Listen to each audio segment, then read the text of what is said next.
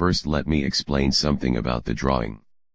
From the internet I have looked for an image of an eagle and I used that to trace with the drawing tool. Then I view the image in the following way, which shapes are in front and which are behind. Then I draw lines that I use as drive rails, 2 rail sweep, and draw 2 cross sections. For the first components that I make, I use one of the cross sections. After this I use both cross sections, so that the shapes run from low to high. The components overlap slightly, set to merge. Halfway through I make a visible copy of the selected components. I smoothed the component 50% with the built-in function, smooth component. And shapes drawn for the beak and the tongue.